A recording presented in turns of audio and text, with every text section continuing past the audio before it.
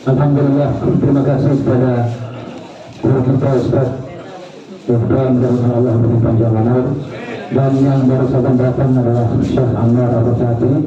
Mudah-mudahan Allah Subhanahu wa taala memberikan panjang umur, sehat dan afiat, dan semua yang hadir di tempat yang mulia ini. Ma'asyiral muslimin rahimakumullah. Kita akan melanjutkan tadi sebelum sholat. Saya mengutip satu hadis bahwasanya qala Rasulullah sallallahu alaihi wasallam, al-kayyisu man kana nafsahu wa 'amila lima ba'da al-maut. Orang yang brillian itu adalah orang yang menghitung dirinya. Bagaimana orang itu menghitung dirinya? Dengan merenung, hari ini bagaimana amalan kita, bagaimana urutan kita, bagaimana salawat kita, bagaimana pembacaan Al-Quran kita. Dan kita tidak bisa mendapatkan renungan secara sempurna kecuali melakukan syarat-syaratnya merenung. Syarat yang pertama merenung, tidak boleh lapar karena pikirannya ke makanan nanti. Tidak boleh ngantuk, tidak boleh mau ke kamar mandi, tidak boleh lagi haus, tidak boleh lagi marah atau lagi ngantuk. Udah, kalau kita rebahan lalu kita merenung apa saja yang kita lakukan hari ini, maka nanti akan muncul cahaya-cahaya nur dari dalam hati kita, dari pikiran kita, menunjukkan kelebihan dan kekurangan kita, dan menguatkan sehingga kita menjadi dominan untuk melakukan perintah Allah Subhanahu. Yang kedua saudara, wa amila lima ba'dal maut. Ini orang yang brilliant adalah orang yang meninggalkan jasa yang baik, jasa yang mulia, jasa yang dirasakan banyak orang. Ini amalannya akan bergerak terus, amalannya akan seperti otomatis, secara otomatis masuk ke dalam timbangan hasanat kita. Maka dari itu saudara, ini penting. Bapak-bapak, saudara-saudara sekalian yang ingin mau beramal soleh dari sekarang, saya datang ke Priok, ke tempat orang paling kaya orang Madura. Saya masuk ke dalamnya, diundang di situ. Lalu bicara panjang lebar di situ, saya katakan hati-hati, kamu ini sudah umur 70 tahun. Ya Allah, segeralah kamu berbuat kebaikan ini itu dan sebagainya. Dia bilang, Habib, saya sudah serahkan sama anak saya. Kalaupun ada utang-utang saya tidak banyak, dan nanti anak saya akan bayar. Saya nanya, Pak Haji, utang sampai berapa? Nggak banyak, habis cuma 70 miliar. 70 miliar. 70 miliar. Miliar. Nah, kita Indonesia. Sudah saudara. Saya bilang Pak Haji, segera bayar. Oh itu nanti anak saya, Beb. Anak saya orangnya amanat. Hei, dengar dulu.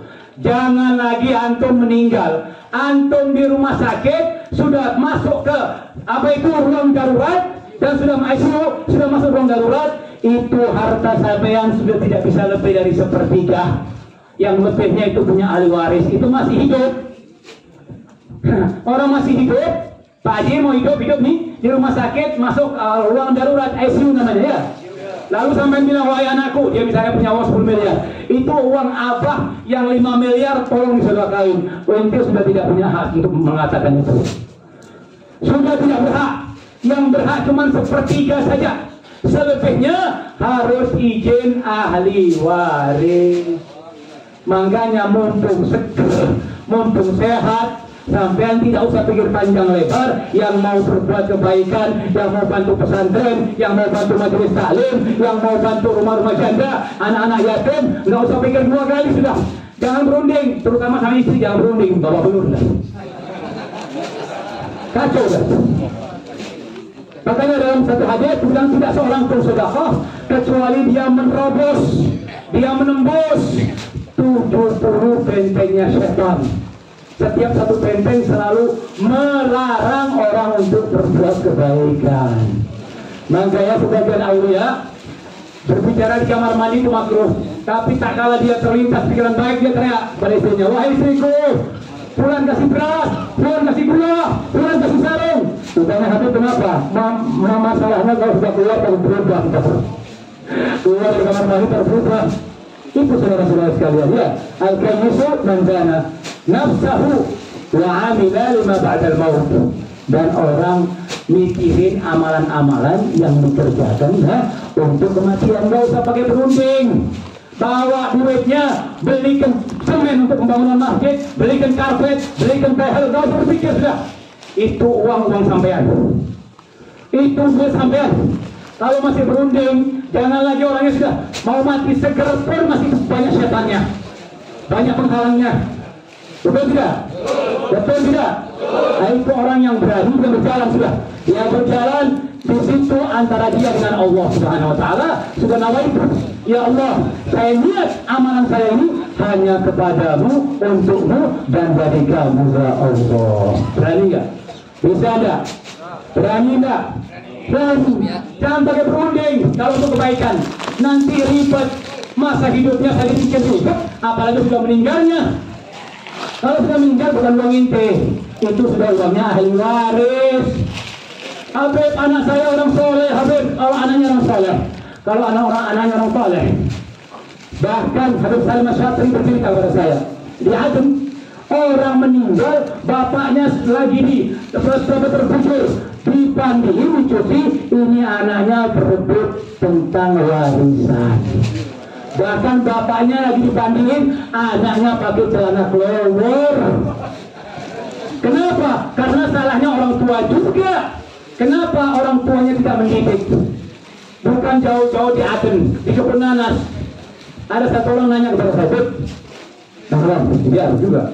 Ini Ami sama paman saya ini begini masih dulu nggak bisa kurang aja." Kok berarti betul itu bilang. Biarin, makanya tukang gigi dia harus kasih tahu. Kalau ada yang meninggal giginya palsu dan cabut, biarin dia menghadap Allah dalam keadaan gigi yang utuh, gigi yang penuh. Nanti sudah untung juga, nanti akan tumbuh lagi yang baru itu. Betul. Yang penting ngadep sama Allah, ganteng sudah ompong. Selalu tanyain, mau karena nakir enggak, jawabnya permanen. Mengerti tak? Mengerti. Ma'asyarul muslimin rahimakumullah. Yang kedua, wa amila lima ba'dal maut. Sampean ini untuk bekal. Bekal sampean adalah yang ini sampean sendiri. Makanya orang yang punya harta dan sebagainya, kalau sudah meninggal dalam kubur seperti Ustaz Iqbal jelaskan, never, nothing, tidak ada apa-apanya. Tidak ada apa-apanya, tidak ada amalan-amalannya. Makanya sampean yang berani. Kalau sampean ini mendengar saya, berani. Jangan ada yang tahu. Katanya itu adalah namanya khobi'ah. Khobi'ah itu apa? Amalan yang spesial antara kamu dengan Allah. Bawa semen 10 sak, masukin ke tempat yang memang disitu aktif lagi bangun. Yang pandai, yang pintar. Mau pakai karpet, mau pakai lampu, langsung lakukan. Karena itu amalan-amalan itu nanti akan menolong kita, saudara. Ma'asyarul muslimin rahimakumullah. Berbicara tentang perempuan salehah, saudara, dikatakan hati-hatinya buat anak-anak muda itu. Kalau mau cari istri, hati-hati. Milih istri yang benar, dari keturunan yang benar. Kenapa? Karena 90% kehidupan kita itu istri yang bertanggung jawab dan istri yang mentekel mengambil semuanya. Jangan sok jago, begitu kawin mau ganti remote, mau ganti channel TV, nggak berani. Ada nggak begitu? Ada istri. Nah, maka dari itu saudara-saudara sekalian, perempuan yang solehah ini, kalau sudah perempuan ini punya pendirian yang kuat, sekalipun suaminya pejabat diktator terbesar di dunia, tidak akan merubah Asia. Sahabat, dia tetap kuat sekalipun suaminya Fir'aun. Bahkan berdoa, Allahumma bini indaka baitan fil jannah. Ya Allah, bangunkan aku rumah dekat denganmu, dekatnya dulu di surga ya Allah. Itu kalau sudah kebenaran. Tapi kalau perempuannya toleha, sekalipun itu Nabi, rumahnya akan babak belur, rumahnya akan berantakan, rumahnya akan hancur. Dan ingat saudara, saya katakan 90% istri ini akan memberikan keputusan dan akan mencetak anak-anak kita, mencetak keluarga kita, mencetak cucu-cucu kita. Kenapa saudara? Ibu yang berkebiasaan kerjanya riba, ya, kerjanya ngerasain orang di depan anaknya, nanti anaknya kalau besar dia musuh. Ibu yang bermusuhan dengan saudara-saudaranya, dia isi anaknya setiap hari, begitu ibunya meninggal, anaknya meneruskan permusuhan itu. Bahkan makanan pun yang terbiasa ibu kita memberikan makanan kepada kita, setelah kita besar kita akan nyaman saat diberi makanan sebagaimana saat kecil kita merasakan makanan itu. Saudara, yang terakhir, direnungkan baik-baik. Ini ilmiah, ini penelitian, ini harus pakai otak, saudara. Maka dikatakan idza yuhmalul aqlu fayabi'u fi syakl. Kalau akal tidak dipakai, nanti akan terpukau dengan bentuk, dengan pemandangan, dengan apa-apa yang dilihat mata kita, sehingga batin dan hati kita tidak akan merasakan apa-apa. Apa saudara? Seorang ilmuwan, ya, ilmuwan matematika, namanya Kirimiri. Dia dari mana? Dari Eropa dia, dari Kanada. Dari Kanada. Dia bilang apa? Surat Al-Masad, tahu nggak surat Al-Masad? Surat Al-Masad tahu nggak? Tabat yada abi lahabin, sampai ada saya selama tabat yada abi lahabin wa tabba aghna anhu maluhu wa kasab sayasla naran dzata lahab. Ini kalimat dan ini ayat 10 tahun diturunkan sebelum Abu Lahab meninggal. Sebelum Abu Lahab, katanya Kermel bilang, kalau seandainya Abu Lahab sebelum meninggal dia masuk Islam, maka Al-Quran ini akan hancur semuanya, akan batal semuanya, dan tidak akan orang mengimani Al-Quran. Tapi subhanallah, kenapa begitu yakin Rasulullah SAW bahwa Abu Lahab ini tidak bakal masuk Islam, sehingga seorang mempunyai asumsi dan keyakinan bahwa ini adalah datang dari Allah Subhanahu wa Ta'ala. Kenapa saudara? Saudara, masa yang akan datang bagi Allah itu sama seperti masa lalu. Paham ya? Jadi kalau menjelaskan kiamat begini berbenturan dan sebagainya, Allah tidak tahu. Karena masa lalu bagi Allah adalah masa depan sama. Jadi masa lalu, ya masa depan bagi Allah sama seperti yang telah lalu. Nah itulah, makanya kata Kirmiri, kalau seandainya Abu Lahab masuk Islam, atau dia pura-pura masuk Islam saja sudah, maka Al-Quran akan terbatalkan sampai hari kiamat. Kenapa begitu? Rasulullah begitu yakin, karena itu semua dari Allah dan tidak akan berubah. Lau kana min 'indi ghairillah lawajadu ikhtilafan katsira. Kalau seandainya Al-Quran itu datangnya dari selain Allah, maka akan terlihat perbedaan yang sangat banyak. Saudara, terakhir saudara, ini majelis, ya, inilah yang akan mengantarkan, memudahkan kita semua menuju keridhaannya Allah Subhanahu wa Ta'ala. Tidak ada yang tidak capek kalau mau cari keridhaannya Allah. Never nothing. Saudara mau berhasil urusan dunia pun harus capek, urusan akhirat pun harus capek. Terutama dia malam Jumat ini banyak borongan-borongan daripada kebaikan-kebaikan.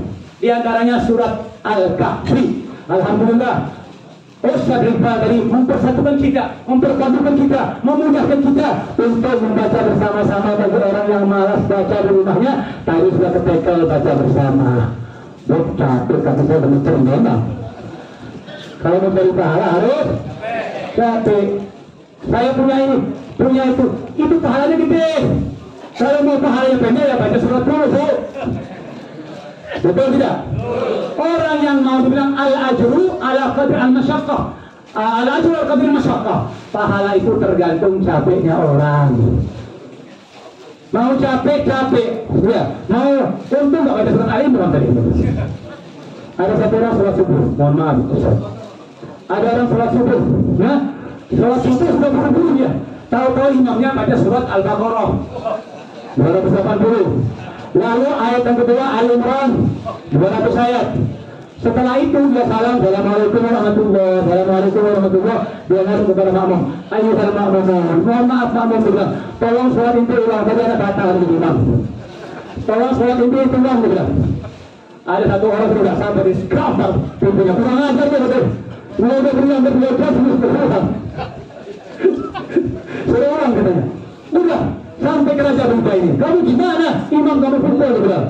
Ya Raja, kalau Raja yang jadi makmum, dia lagi dipukul orang ini, lenyap, tidak bakal lihat matahari lagi orang ini, dia bilang. Kenapa? Karena dia sudah menjadi orang berilmu tahu-tahu dia batal. Maka tadi alhamdulillah sudah bisa dipadukan dan orang pahalanya membaca surat Al-Kahfi bagi yang mendengarkan sama pahalanya seperti yang baca. Maka akan dijaga oleh Allah dari Jumat. Jumatnya akan datang dan nanti Allah akan memberikan nur cahaya dari tempat kita baca ke arasnya Allah Subhanahu wa taala. Mudah-mudahan Ustaz juga diberikan panjang umur Allah, diberikan sehat afiat, diberikan semangat, diberikan kemudahan, dan ini mudah-mudahan terus tinggi sampai ke amalannya sampai ke langitnya Allah Subhanahu wa taala dan memudahkan segalanya. Ingat, setiap pengajian yang sudah dapat izin dari Allah maka akan memudahkan dan tidak mudah Allah Subhanahu wa taala. Jangan takut. Kemudian kita doakan Allah Rahman dan semua hadirin yang di sini diberikan panjang umur, sehat afiat, diberikan kesehatan, diberikan semangat untuk selalu memimpin majelis daripada majelis dari Allah ini. Mudah-mudahan kita semua mendapatkan keberkahan para sahabat kita. Rabbana fa'alna berkatihim wa bina husna bi hurmatihim wa amitna bi tariqatihim wa ma'afatu min al-bid'ah. Wassallallahu ala sayyidina Muhammad wa alihi wa sallam. Walhamdulillahi rabbil alamin.